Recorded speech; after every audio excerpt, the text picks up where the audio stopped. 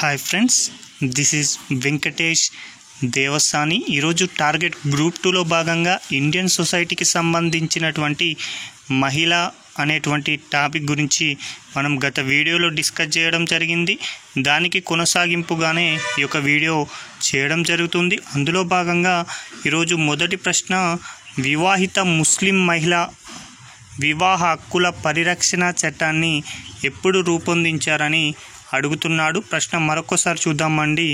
వివాహిత ముస్లిం మహిళ వివాహ హక్కుల పరిరక్షణ చట్టాన్ని ఎప్పుడు రూపొందించారు అని అడుగుతున్నారు.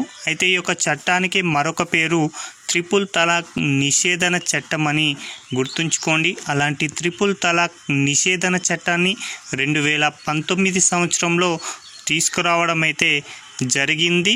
అయితే ఈ యొక్క త్రిపుల్ తలాక్కు సంబంధించి సుప్రీంకోర్టు తన యొక్క కీలకమైన తీర్పును ఎప్పుడు వెలువరించిందని గతంలో ఎగ్జామ్లో అడగడం జరిగింది. కాబట్టి 2017 ఆగస్టు 22వ తేదీన సుప్రీంకోర్టు తన యొక్క కీలకమైన తీర్పునిస్తూ ఇకపై నుంచి త్రిపుల్ తలాక్ అనేటువంటి చట్టాన్ని నిషేధిస్తున్నాం, ఇది రాజ్యాంగపరంగా రాజ్యాంగ విరుద్ధమైనది అని ఒక కీలకమైనటువంటి తీర్పునైతే ఇవ్వడం జరిగింది.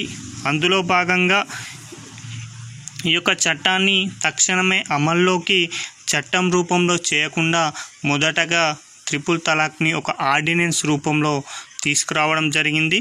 అది ఎప్పుడు అంటే 2018 సెప్టెంబర్ 18వ తేదీన మొదటగా ఈ యొక్క చట్టం కన్నా ముందు దీనిని ఆర్డినెన్స్ రూపంలో తీసుకొస్తే ఈ యొక్క ఆర్డినెన్స్ అనేది సెప్టెంబర్ 19, 2018లో అమల్లోకి రావడం జరిగింది. ఆ తదుపరి సంవత్సరానికి అంటే 2019 సంవత్సరంలో ఈ యొక్క చట్టం అనేది తీసుకురావడం జరిగింది. కాబట్టి ఆర్డినెన్స్ అంటేనేమో సెప్టెంబర్ 18, 2018న ఆర్డినెన్స్ తీసుకొస్తే సెప్టెంబర్ 19, 2018న అమల్లోకి రావడం జరిగింది. 2019లో ఈ యొక్క చట్టం తీసుకురావడం జరిగింది. అయితే ఈ యొక్క త్రిపుల్ తలాక్ నిషేధన చట్టం 2019 ప్రకారం ఈ యొక్క చట్టంలో ఉన్నటువంటి సెక్షన్ 3 ప్రకారం తలాక్-ఈ బిదాత్ అనేది నిషేధించడం జరిగింది. ఈ తలాక్-ఈ బిదాత్ అంటే ఏంటి అంటే, ఒక ముస్లిం పురుషుడు తన యొక్క భార్యకి 3 సార్లు మౌఖికంగా లేదా మరే ఇతర పద్ధతిలో గనక తలాక్ అనేది చెప్తే వారికి మధ్య విడాకులు అయినట్టుగా ఉండేది. అయితే అలాంటి విధానాన్ని ఇందులో 2019 త్రిపుల్ తలాక్ నిషేధన చట్టంలో ఉన్నటువంటి సెక్షన్ 3 అనేది నిషేధించడం జరిగిందని గుర్తుంచుకోండి. అదేవిధంగా సెక్షన్ 4 ఏం చెప్తుంది అంటే, ఒకవేళ త్రిపుల్ తలాక్ను గనక పాటించినట్లయితే వారికి 3 సంవత్సరాల జైలు శిక్ష మరియు జరిమానా కూడా విధించడం జరుగుతుంది. అదేవిధంగా సెక్షన్ 5 ప్రకారం ఒకవేళ భార్య నుంచి భర్త గనక విడాకులు తీసుకున్నట్లయితే ఆమె యొక్క మెయింటెనెన్స్ ఖర్చులు అనేది సెక్షన్ 5 ప్రకారం చెల్లించాల్సి ఉంటుందని ఈ యొక్క త్రిపుల్ తలాక్ నిషేధన చట్టం అనేది తెలియజేయడం జరిగింది. ఆ చట్టం ఎప్పుడు వచ్చిందంటే 2019 అని గుర్తుంచుకోండి. ఇక 12వ ప్రశ్న, మహిళా అసభ్యకర చిత్రీకరణ నిరోధన చట్టాన్ని ఎప్పుడు రూపొందించారని అడుగుతున్నారండి. ఈ యొక్క చట్టం వచ్చేసి 1986 సంవత్సరంలో తీసుకురావడం జరిగింది. మహిళల యొక్క గౌరవాన్ని కించపరుస్తూ, మహిళల యొక్క మనోభావాలను దెబ్బతీస్తూ ఏవైతే ఫోటోలను చిత్రీకరించడం, వీడియోలు చిత్రీకరించడం లాంటివి చేస్తే అలాంటివి అన్నీ కూడా ఈ చట్టం ప్రకారం నిషేధించడం జరిగింది. ఆ యొక్క చట్టం ఏంటి అంటే మహిళా అసభ్యకరణ చిత్రీకరణ నిరోధక చట్టం అని గుర్తుంచుకోండి. అది ఎప్పుడు రూపొందించారంటాడు 1986 సంవత్సరంలో అని గుర్తుంచుకోండి. ఈ చట్టం ప్రకారం మహిళ యొక్క గౌరవం దెబ్బతినే చర్యలు కానీ, మహిళ యొక్క గౌరవాన్ని దెబ్బతినేలా రచనలు చేయడం కానీ ఇవన్నీ కూడా ఈ చట్టం ప్రకారం నిషేధించడం జరిగింది. ఒకవేళ గనక ఈ చట్టాన్ని అతిక్రమించి అలాంటి చర్యలు గనక చేపట్టినట్లయితే అతనికి 2 సంవత్సరాల వరకు జైలు శిక్ష, 2000 జరిమానాని మొదటిసారి విధించడం జరుగుతుంది. మళ్ళీ ఇదే తప్పు గనక అతను చేసినట్లయితే ఆ యొక్క శిక్ష అనేది 5 సంవత్సరాలతో పాటు 10,000 నుంచి 1,00,000 రూపాయల వరకు ఎంతైనా జరిమానా విధించవచ్చు. కాబట్టి మహిళా అసభ్యకరణ చిత్రీకరణ నిరోధన చట్టాన్ని ఎప్పుడు తెచ్చారంటాడు? కాబట్టి 1986 అని గుర్తుంచుకోండి. మరొక ప్రశ్న, గృహహింస నుండి మహిళా సంరక్షణ చట్టం ఎప్పుడు రూపొందించారు? లేదా గృహహింస చట్టాన్ని ఏ సంవత్సరంలో రూపొందించారని అడుగుతున్నారు. ఈ యొక్క చట్టాన్ని అయితే 2005 సంవత్సరంలో తీసుకురావడం జరిగింది. అయితే ఈ చట్టం అనేది 2006 అక్టోబర్ 26 నుంచి అమల్లోకి రావడం జరిగింది. గృహంలో అంటే ఇంటిలో నివసించేటువంటి ఒక మహిళని వరకట్న వేధింపుల వల్ల భర్త తరపున బంధువులు కానీ ఎవరైనా వేధించినట్లయితే వారిని శిక్షించడానికి ఈ చట్టం అనేది ఎంతోగానో ఉపయోగపడుతుంది. అయితే వారిపైన ఏ సెక్షన్ ప్రకారం ఈ యొక్క కేసును నమోదు చేస్తారంటే ఐపీసీలో ఉన్నటువంటి 490A కింద గృహహింస కింద కేసును నమోదు చేయడానికి అవకాశం ఉందని గుర్తుంచుకోండి. 14వ ప్రశ్న, నిర్భయ చట్టం ఎప్పుడు అమల్లోకి రావడం జరిగింది? దేశ రాజధానిలో సంచలనం సృష్టించినటువంటి నిర్భయ గ్యాంగ్ రేప్ అనేది ఎప్పుడు జరిగిందంటే 2012 సంవత్సరం డిసెంబర్ మాసంలో జరగడం జరిగింది. అలాంటి సంఘటనలు అనేవి మళ్ళీ పునరావృతం కాకూడదు అనే ఉద్దేశంతో కేంద్ర ప్రభుత్వం ఒక కమిటీని అయితే నియమించిందండి. ఆ కమిటీయే జస్టిస్ జేఎస్ వర్మ కమిటీని నియమించడం జరిగింది. ఈ కమిటీ ఏమని పేర్కొన్నది, ఎందుకోసం నియమించారంటే మహిళలపైన ఇలాంటి లైంగిక వేధింపులు కానీ ఇలాంటి లైంగిక దాడులు కానీ జరగకుండా ఉండడం కోసం, మరియు ఒకవేళ జరిగినట్లయితే విధించేటువంటి శిక్షలు కఠినతరంగా ఉండేందుకు కావలసినటువంటి సూచనలు సలహాలు ఇవ్వడం కోసమై ఈ యొక్క జస్టిస్ జేఎస్ వర్మ కమిటీని నియమించడం జరిగింది.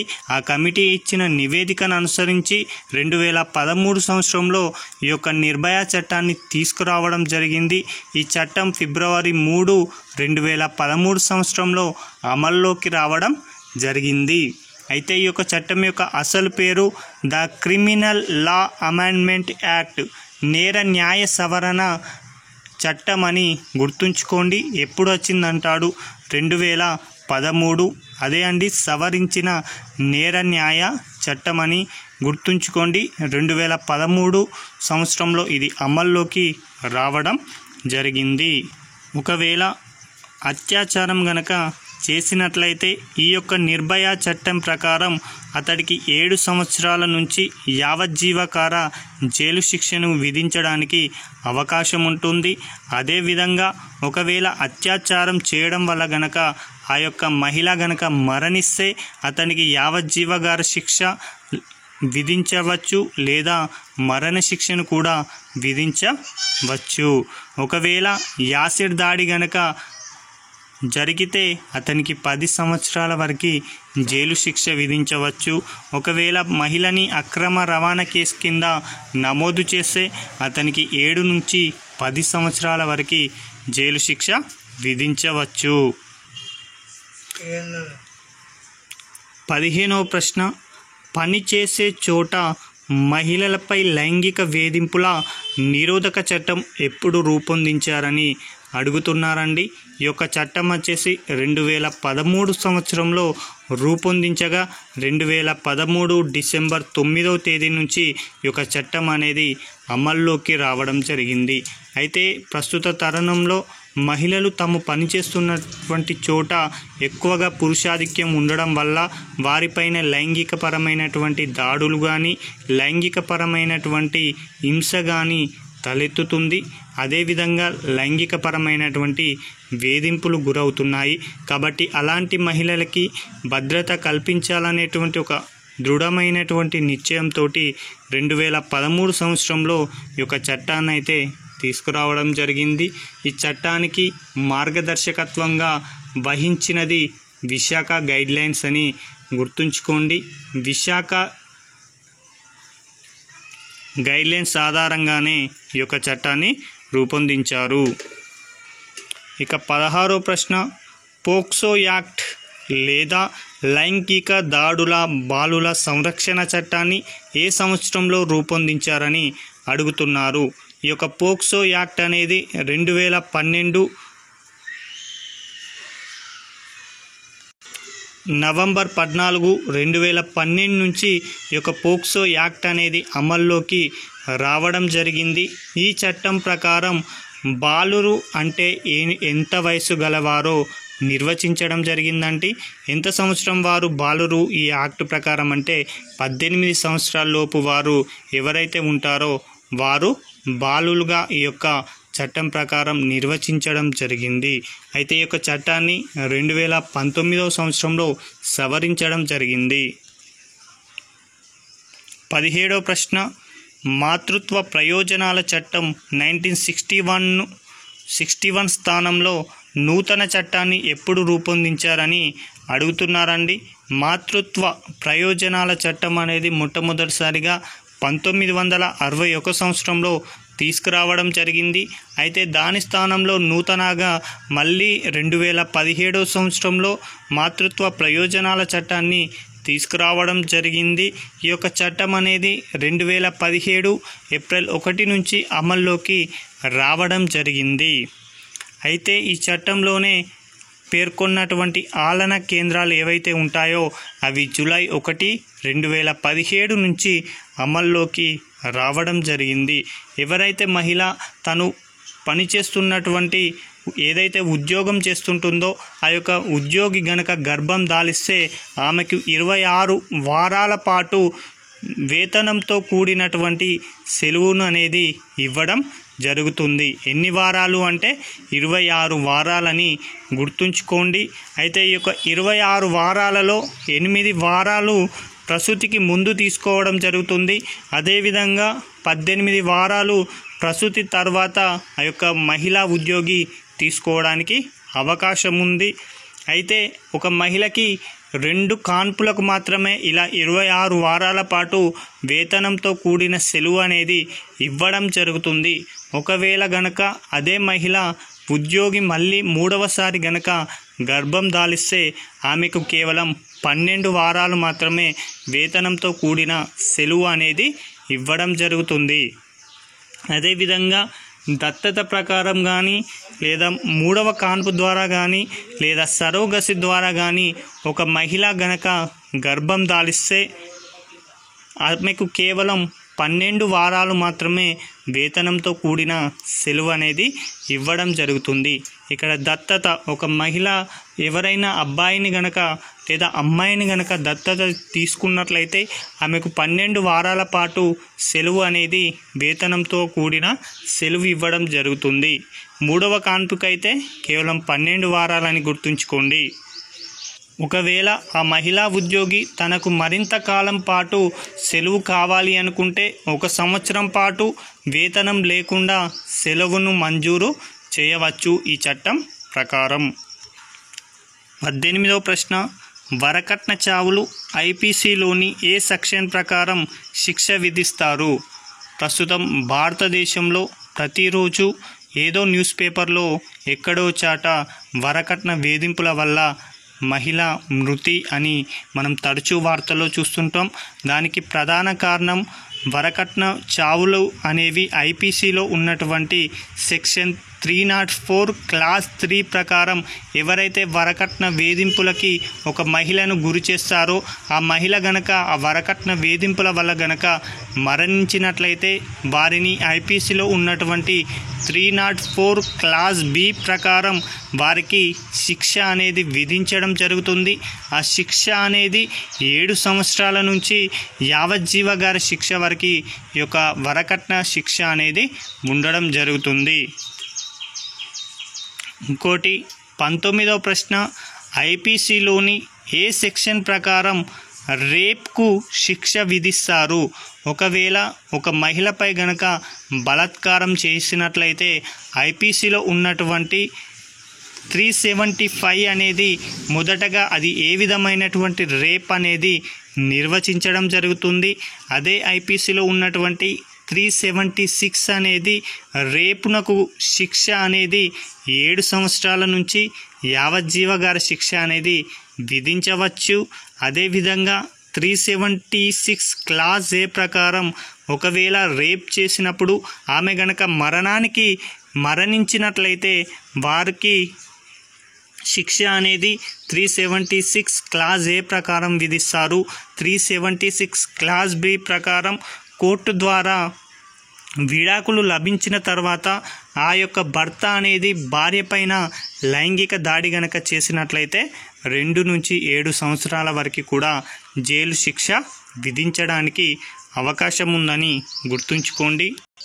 20వ ప్రశ్న, మహిళలపై జరుగుతున్న హింసను రూపుమాపేందుకై CEDAW అనే సాంప్రదాయాన్ని యుఎన్ఓ ఏ సంవత్సరంలో రూపొందించిందని అడుగుతున్నారండి. CEDAW యొక్క అబ్రివేషన్ మనకు తెలిసి ఉండాలి. The convention on the elimination of all forms of discrimination against women అనేటువంటి ఈ క్యూడోని అయితే ఈ యొక్క సాంప్రదాయం అనేది 1979వ సంవత్సరంలోనే రూపొందించడం జరిగింది. ఇది ఎప్పుడు అమల్లోకి వచ్చిందంటాడు 1980 సంవత్సరంలో ఈ యొక్క సాంప్రదాయం అనేది అమల్లోకి రాగా 1980వ సంవత్సరంలోనే భారత్ యొక్క సాంప్రదాయం పైన సంతకం అనేది చేయడం జరిగింది. ఓకేనా. మహిళలపై జరుగుతున్న హింస రూపుమాపేందుకు CEDAW అనే సాంప్రదాయాన్ని ఏ సంవత్సరంలో రూపొందించారంటాడు 1979. ఎప్పుడు అమల్లోకి వచ్చిందంటాడు 1980. ఇండియా ఎప్పుడు సంతకం చేసిందంటే 1980 అని గుర్తుంచుకోండి. దేశవ్యాప్తంగా సంచలనం సృష్టించినటువంటి నిర్భయ సంఘటన ఎప్పుడు జరిగిందని అడుగుతున్నారు. మనం గత క్వశ్చన్లోనే డిస్కస్ చేశామండి. 2012 డిసెంబర్ 16వ తేదీన ఢిల్లీ శివారు ప్రాంతంలో బస్సులో ఒక మహిళ పైన అత్యాచారం అనేది కొంతమంది చేయడంతో ఈ యొక్క సంఘటన అనేది నాడు దేశంలో సంచలనాన్ని సృష్టించడం జరిగింది. అలా అత్యాచారాన్ని గురి చేసినటువంటి వారికి 2017 సంవత్సరంలోనే సుప్రీంకోర్టు ఉరిశిక్షను విధించడం జరిగింది. అయితే ఈ యొక్క సంచలనం పైన నిర్భయ సంఘటన పైన విచారించడానికి మరియు సూచనలను ఇవ్వడానికి నాటి కేంద్ర ప్రభుత్వం 2012 డిసెంబర్ 23వ తేదీ నాడు జస్టిస్ JS వర్మ నేతృత్వంలో ఒక కమిటీని నియమించగా 2 సభ్యులను కూడా ఇందులో చేర్చడం జరిగింది. అందులో ఒకరు లీలా సేత్ అనేటువంటి మహిళ, మరొకరు గోపాల సుబ్రహ్మణ్యం అని గుర్తుంచుకోండి. అదేవిధంగా 2013వ సంవత్సరంలో ఒక 1000 కోట్ల నిధితో ఒక నిర్భయ నిధిని కూడా ఏర్పాటు చేయడం జరిగింది. 1000 కోట్లతో నిర్భయ నిధిని 2013లో ఏర్పాటు చేయడం జరిగింది. 22వ ప్రశ్న, సుప్రీంకోర్టు ఏ కేసులో పనిచేసే చోట లైంగిక వేధింపులు లేకుండా చర్యలు తీసుకోవాలని మార్గదర్శకాలు విడుదల చేసింది అంటే Visakha versus state of Rajasthan అనేటువంటి కేసులో మహిళలు పనిచేసే చోట లైంగిక వేధింపులకు గురి కాకుండా చూసుకోవాలని ఒక కీలకమైనటువంటి తీర్పునివ్వడం జరిగింది. అసలు రాజస్థాన్ రాష్ట్రంలో బన్వరీ దేవి అనేటువంటి ఒక సోషల్ వర్కర్ ఆ రాష్ట్రంలో జరుగుతున్నటువంటి బాల్య వివాహాలు ఏవైతే ఉంటాయో ఒక బాల్య వివాహాన్ని ఆమె అడ్డుకోవడంతో వారి యొక్క కుటుంబ సభ్యులు ఈ యొక్క బన్వరీ దేవి పైన కోపాన్ని పెంచుకొని ఆమెను అత్యాచారం అనేది చేయడం జరుగుతుంది. అప్పటికి ఆమె అత్యాచారం అనేది చేయడంతో ఆమె ఈ యొక్క కేసు వేయడం జరుగుతుంది. ఈ యొక్క విశాఖ గైడ్లైన్స్ ఆధారంగానే ఈరోజు మనం నిర్భయ చట్టాన్ని కూడా తీసుకురావడం జరిగింది. ఏ కేసు తీర్పు సందర్భంగా సుప్రీంకోర్టు విడాకులు తీసుకున్న ముస్లిం మహిళలకు భరణం చెల్లించాలని తీర్పునిచ్చింది అంటే అహ్మద్ ఖాన్ వర్సెస్ షాబానో కేసు అనేది 1985 కేసులో ఎవరైతే తన భార్య నుంచి గనక భర్త విడాకులు గనక తీసుకున్నట్లయితే భార్యకు సంబంధించి మెయింటెనెన్స్ ఖర్చులు అనేవి చెల్లించాలని ఈ యొక్క తీర్పు అనేది ఈ కేసులో ఇవ్వడం జరిగింది. ఇక మరొక ప్రశ్న, ట్రిపుల్ తలాక్ను పాటించడం నేరమని, ట్రిపుల్ తలాక్ రాజ్యాంగ విరుద్ధమని ఏ కేసులో సుప్రీంకోర్టు తమ యొక్క తీర్పును వెలువరించింది అని అడగడం జరిగింది. మనం ఇందాకే ఈ క్వశ్చన్కు సంబంధించి డిస్కస్ చేయడం జరిగింది. Shayara Bano versus union of India కేసులో 2017 ఆగస్టు 22వ తేదీ నాడు ట్రిపుల్ తలాక్ను నిషేధిస్తున్నట్లు ఒక కీలకమైనటువంటి తీర్పునైతే సుప్రీంకోర్టు వెలువరించడం జరిగింది. అదేవిధంగా 2018 సెప్టెంబర్ 18వ తేదీ నాడు ఒక ఆర్డినెన్స్ను అయితే తీసుకురావడం జరిగింది. ఈ యొక్క ఆర్డినెన్స్ అనేది సెప్టెంబర్ 19, 2018లో అమల్లోకి రావడం, 2019లో ట్రిపుల్ తలాక్ నిషేధన చట్టం చేయడం జరిగింది. అయితే ఈ యొక్క తీర్పును సుప్రీంకోర్టులో ఉన్నటువంటి 5గురితో కూడినటువంటి ధర్మాసనం కీలక తీర్పు ఇవ్వగా ఆ తీర్పు అనేది 3 అనుకూలంగా ఈ యొక్క ట్రిపుల్ తలాక్ను నిషేధించాలని చెప్పగా మరొక ఇద్దరు న్యాయమూర్తులు మాత్రం ట్రిపుల్ తలాక్ను నిషేధించడం అనేది సరైనది కాదు అని తమ యొక్క తీర్పును వెలువరించగా, అయితే ఇందులో ఎక్కువ సభ్యులు ట్రిపుల్ తలాక్ను నిషేధించడమే సరైనది అని